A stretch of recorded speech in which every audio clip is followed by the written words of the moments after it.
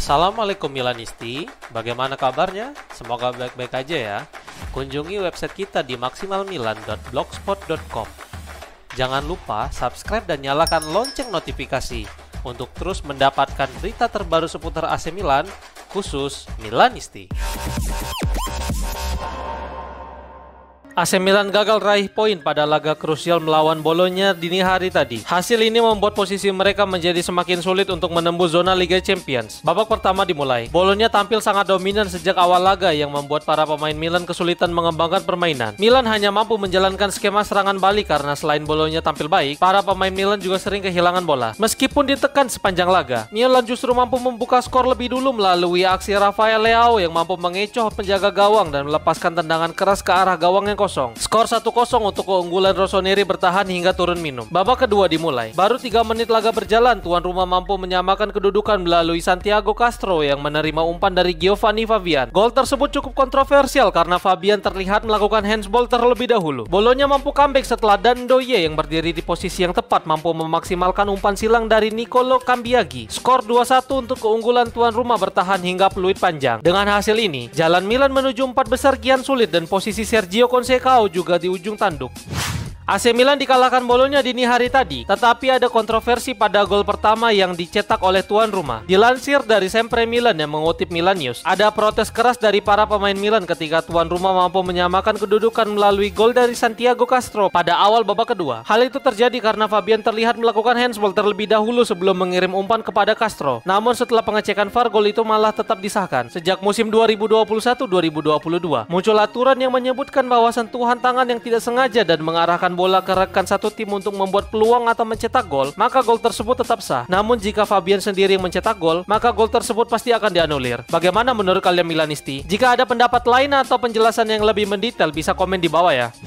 Geoffrey Moncada angkat suara tentang perubahan perannya menjadi direktur teknis dan perpanjangan kontrak dua pemain penting mereka. Moncada berbicara kepada Dazan tentang target Rossoneri untuk sisa musim ini dan pembaruan beberapa pilarnya. Laga melawan Bolonya sangat penting. Kami mengacau saat melawan Torino. Kami bermain melawan tim yang bagus. Kami harus berada di posisi keempat. Ini adalah pertempuran yang hebat. Berpikir positif itu penting. Kami dalam masalah? Kami tahu itu. Kami masih memiliki banyak pertandingan. Saya mengenal para pemain dengan sangat baik dan saya tahu mereka bisa berbuat lebih banyak lagi. Kami bisa terus berkembang. Saya di sini setiap hari dengan staf dan pelatih untuk saling membantu. Peran direktur teknis ini benar-benar berbeda, terutama dalam aspek mental. Perpanjangan kontrak sangat positif. Kami bekerja dengan baik berkat klub. Kami melakukan segalanya untuk memperbarui kontrak para pemain. Yang penting adalah memiliki kendali atas para pemain. Kami tidak bisa kehilangan mereka begitu saja. Kami bekerja keras dan menurut saya para pemain sangat senang tinggal di sini bersama kami. Perpanjangan kontrak Pulisic dan Reinders sudah sangat dekat. Argumen ini juga berlaku untuk Mignon dan Theo.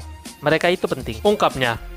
Sandro Tonali mengakui bahwa selalu ada dalam pikirannya untuk kembali ke AC Milan suatu saat nanti. Tonali bergabung dari Brescia pada musim panas 2020 dan dia langsung menjadi favorit para penggemar karena kecintaannya terhadap Rossoneri. Dia juga menjadi salah satu aktor penting Milan dalam meraih gelar Scudetto pada musim 2021-2022. Pada musim 2023, Milan justru melegonya ke Newcastle United yang membuatnya menjadi salah satu penjualan termahal klub sepanjang masa. Meskipun telah pergi dari San Siro, dirinya selalu dihubungkan kembali ke Milan dan para penggemar juga selalu menunggu kepulangan sang anak hilang. Dilansir dari Sempre Milan, Tonali melakukan wawancara dengan La Repubblica tentang kemungkinan dirinya kembali ke San Siro suatu saat nanti. Berikut komentar sang gelandang. Kepindahan ke Inggris merupakan hal yang sulit dan saya tidak bisa memutuskannya sendiri. Ini adalah dunia dengan banyak uang untuk para pemain dan klub. Ketika Anda mengatakan tidak, maka klub juga harus mengatakan hal yang sama. Dalam negosiasi sulit untuk ada dua kata tidak dan dua kata iya. Selalu ada yang mengatakan tidak dan iya. Di tim besar, banyak uang dipertaruhkan. Itu membantu Milan untuk menjaga keuangan mereka tetap aman, bukan hanya secara ekonomi. Di sini saya tumbuh dan mempelajari negara baru, sepak bola baru, dan bahasa baru. Saya tidak menyesal. Gagasan untuk kembali ke Milan suatu hari nanti selalu ada. Tetapi itu bukanlah pikiran saya saat ini. Saya lahir 40 tahun setelah Franco Baresi lahir dan kami memiliki tanggal yang sama. Suatu kebetulan yang langka. Beberapa kali saya mengenakan ban kapten Milan. Saya ingat semuanya. Saya tidak pernah berbicara kepindahan ke Juventus dengan agen saya. Tidak ada yang konkret, ungkapnya.